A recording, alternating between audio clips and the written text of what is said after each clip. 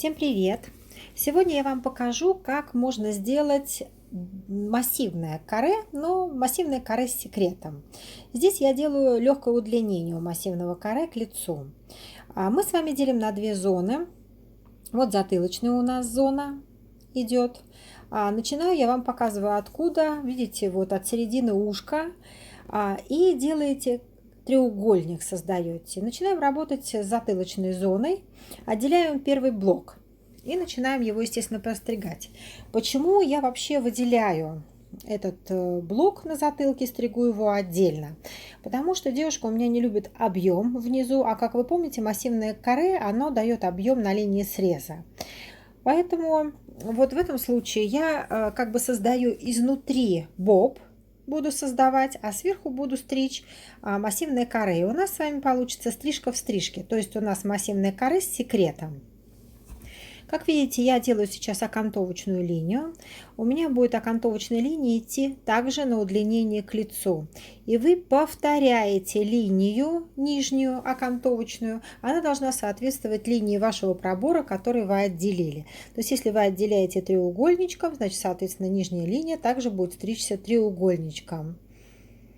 Вот, окантовочную линию вы простригли, и теперь приходите к стрижке боб на затылке.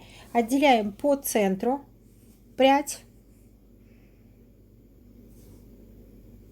Так, вот вертикальный пробор, как видите. У нас окантовочная линия, вот она, я вам показываю, является контрольной. Делаете угол 45 градусов. Так, и срезаете.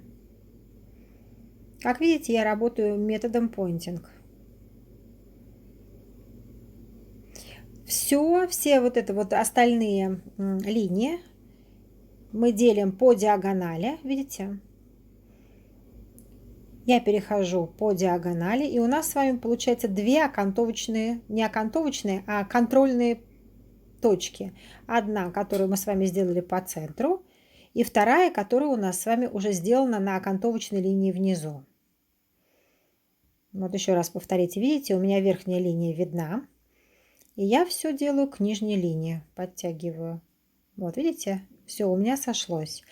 Значит, подтягиваем к центру. Видите, вот такое получилось легкое удлинение. Затем вы, естественно, прорабатываете нижнюю окантовочную линию дальше. Также повторяем мы с противоположной стороны. У нас с вами две точки контрольные есть, верхняя и нижняя. Подтягиваем все к центру и соединяем стрижем мы диагональными проборами. После того, когда вы простригли эти зоны, мы обязательно с вами будем проверять. Простригаем одну линию, проверяем, простригаем вторую линию, проверяем. Видите, у меня уже началась проверка. На линии среза я соединяю волосики и простригаю, чтобы было ровненько. Ровненько имеется в виду одинаково слева и справа. Дорабатываете. Проверяете, натягивая на одном уровне. Берете пряди из одного и того же уровня с левой и правой стороны и сравниваете их по длине. Окантовочную линию можете прорабатывать хоть сейчас, хоть в конце стрижки на сухую. Обязательно вы все равно это будете делать. И сейчас, и после. Вы увидите, я делать буду это то же самое. Переходим к следующей линии. Также у нас с вами есть уже созданная нами линия под 45 градусов. Вот сейчас вот она будет хорошо видна. Видите, я все подтягиваю к ней и рисую, стригу по этой линии. Все подтягиваем к центру диагональными проборами. В руке у меня контрольная прядь видна. Контрольный срез. Я его повторяю. Такое получается, как видите, легкое удлинение к лицу. Голову клиента поправляете обязательно, потому что вам нужно создать продолжение начатой вами линии. Если клиент изменил положение головы, то, соответственно, линия у вас может уйти, и угол 45 градусов уже не получится. Видите, я опять простригла и проверяю. Обязательно проверки каждой зоны. Простригли, проверили. Это просто даже не оспаривается.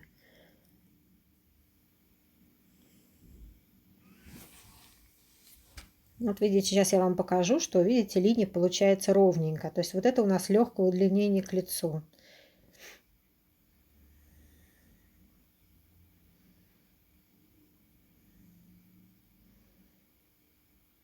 Простригли внутренний боб.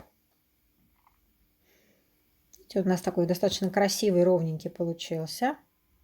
И начинаем проверять в другую сторону. Если мы стригли, это получается у нас какие? Диагональные проборы в одну сторону, то проверка идет диагональными проборами в другую сторону. Видите, натягиваете прядь, у вас линия в руке ровненькая, прямая, и вы ее проверяете. Ну и заодно сразу же облегчаете. Потому что метод пойнтинг у нас дает с вами одновременно срез и филировку.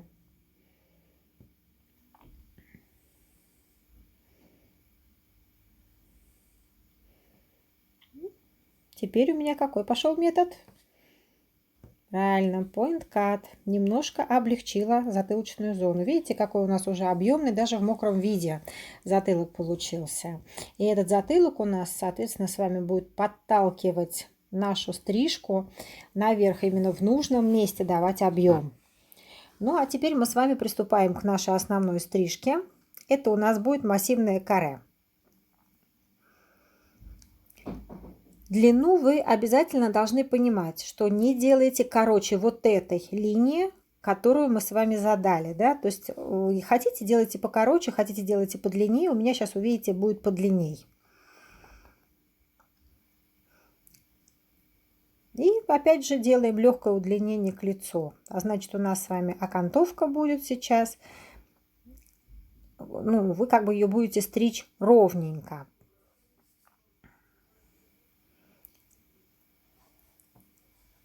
В линию.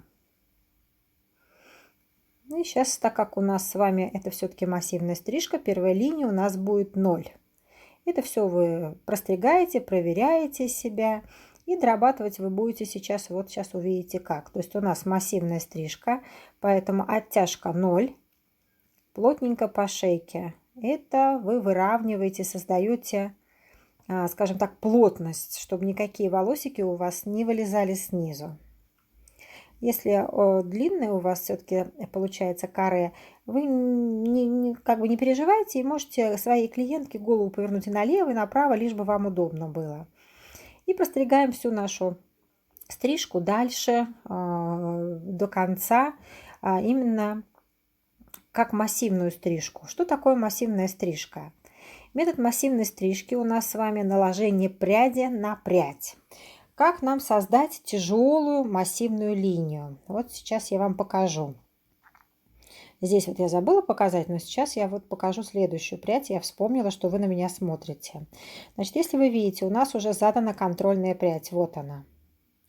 Мы с вами должны пальчики поставить так, чтобы при движении наших прядок, вот эта наша контрольная прядка, прям вот оказалась с краю наших пальчиков. Видите, вот она наша контрольная линия. Пальчики вы двигаете. Опа! Видите, наша контрольная прядь оказалась на кончике, на краешке моих пальчиков. И так как у нас ножницы имеют с вами толщину где-то 2 мм, в итоге что получается, когда вы отрезаете? У вас каждая следующая прядь будет длинней на 1,5-2 мм.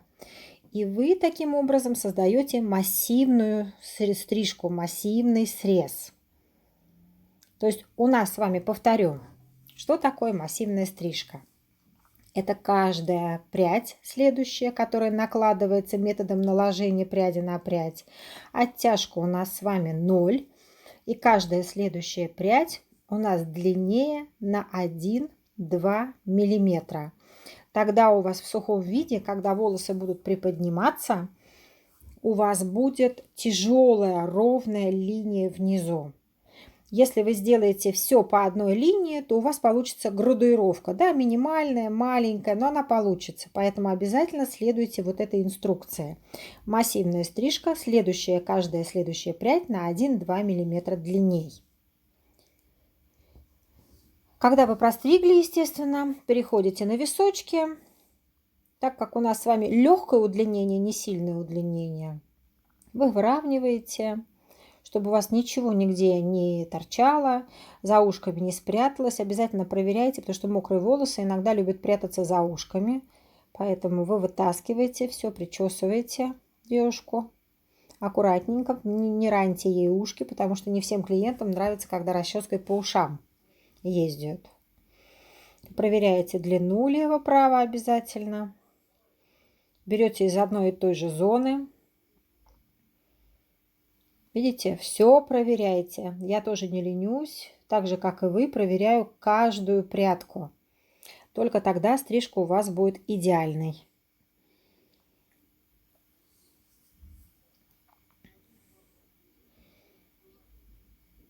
Все, переходим к следующему ряду.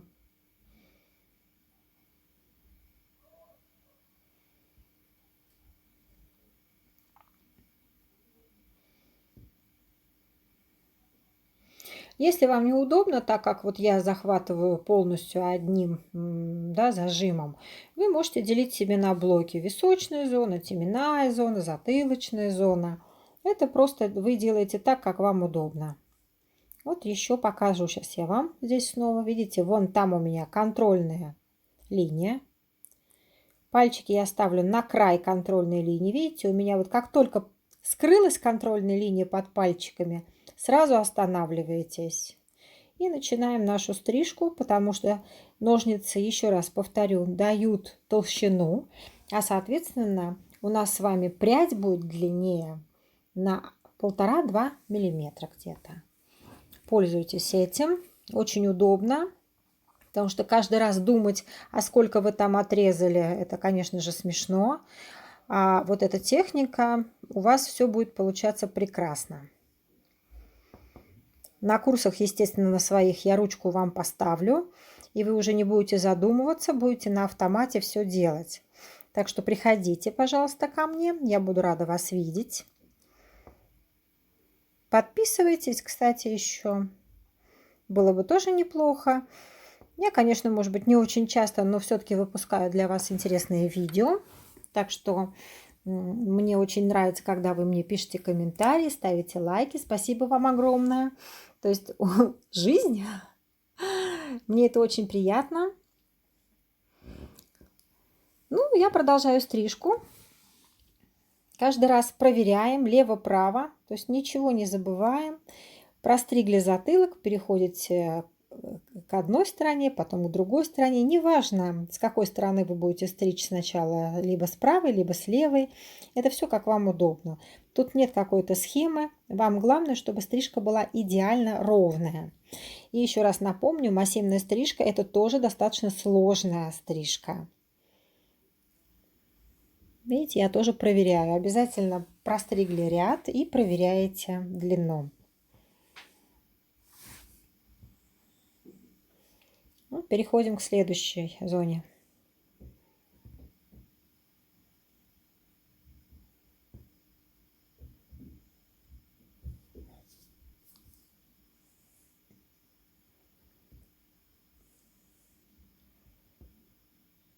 Голову клиента обязательно проверяйте сами, поправляйте так, чтобы у вас все-таки натяжение было 0.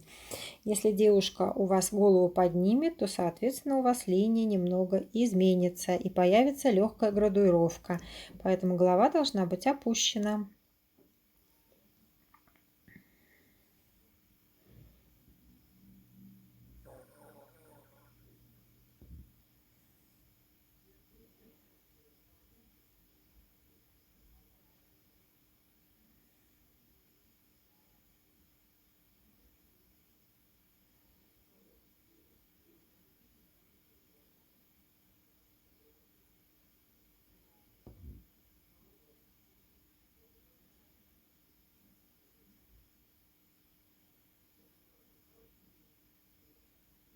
Я не стала уже здесь передвигать камеру, уж извините меня. Очень тяжело и стричь, и снимать одновременно.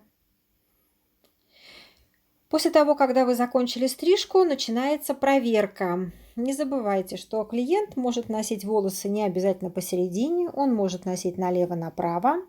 Поэтому обязательно мы делаем глубокий пробор и перекидываем волосы с одной стороны на другую. То есть делаем проверку. Для того, чтобы у нас, если клиент решит сделать какой-нибудь себе косой пробор, не получилось так, что какие-то волосочки выбиваются из стрижки. Стрижка должна быть идеальной. Видите, здесь хорошо видно, что я сделала глубокий пробор. Перекинула все волосы направо. И буду сейчас, опять же, и здесь проверять линию. Вот, дорабатываем стрижку. На самом деле, если у вас там нет никаких волосиков, вот у меня конкретно там не было ничего, но дело привычки остается. Я все равно прохожу ножницами, щелкаю. Ну и клиенту это приятно, что ты так тщательно работаешь. Назад тоже откинули все волосики, перечесали. И также проверяем затылочную зону. Потому что у нас идет с вами легкое удлинение к лицу, и, возможно, может появиться хвостик маленький на затылке. Поэтому тоже его дорабатывайте, дочищаете стрижку.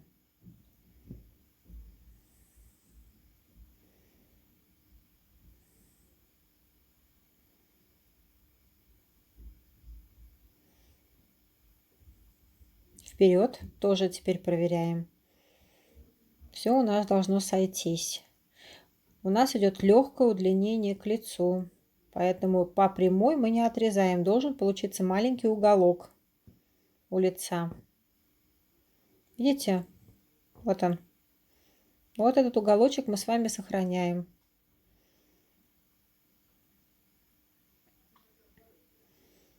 Ну, так как у меня девушка носит челку, вы ее находите, отделяете челочку и продолжаем стричь челку. У нас здесь, видите, я вам сейчас буду показывать о том, что челка немного разваливается, то есть есть неправильный рост. И вы тоже смотрите, где, как растет челка у вашего клиента. И вот эта зона, которая будет разваливаться, если она такова есть, вот у моей конкретной девушки она есть, эта зона будет самая короткая. То есть как бы вот у нас асимметричная челка с коротким началом именно в той зоне, которая разваливается на две половинки.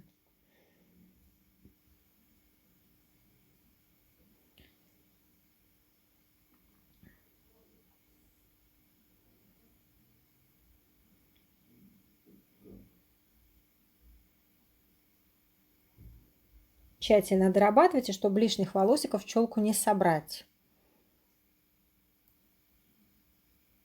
Показываю я вам, что челка будет подковкой. Видите, вот здесь разваливается у меня. Вот я вам показываю. Значит, вот эта будет линия самая короткая. Выстригаем ее маленьким треугольничком и подтягиваем право к этому треугольничку, к этому окошку, и лево подтягиваем к этому окошечку. Опять же, не забывайте смотреть на клиента в зеркало и обращать внимание, какой длины челка идет. И как бы спрашивайте его пожелания. Некоторые любят короткие челки, некоторые любят длинные челки. Смотрите в зеркало, чтобы это было красиво. После этого мы с вами должны посушить девушку и дальше дорабатывать стрижку.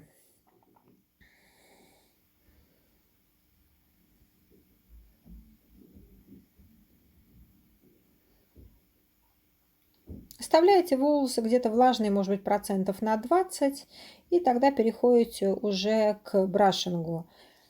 Вы можете сделать укладку, можете просто посушить. Укладка отличается тем, что вы можете использовать укладочные средства и использовать две расчески, скелетную и брашинг. Я не использую в данном случае ни укладочных средств, ничего, я просто сушу для того, чтобы мне доработать стрижку. Вот сейчас мы с вами сушим наш первый блок. Это нижнюю затылочную зону. И будем сейчас ее с вами дорабатывать.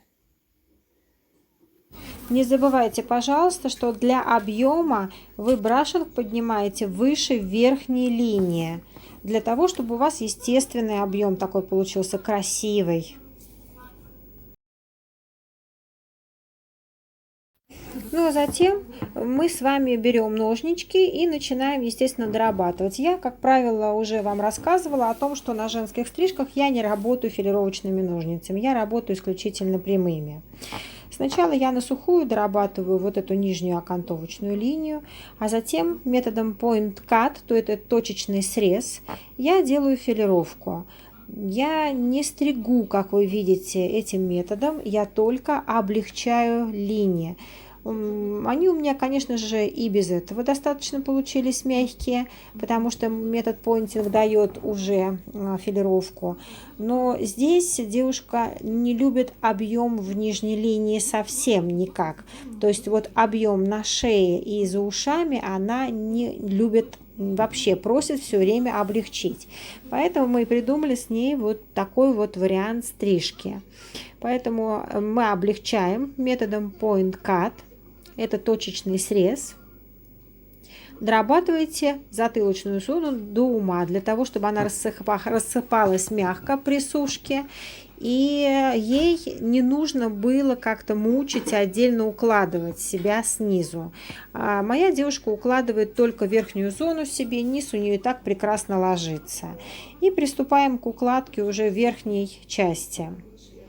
Ну, в данном случае у меня сушка. И все равно я любой сушкой придаю форму, то есть я направляю стрижку так, как она должна лежать, потому что мы с вами будем потом ее дорабатывать. Брашинг берете того диаметра, который вам требуется. Также вы брашинг чем хорош?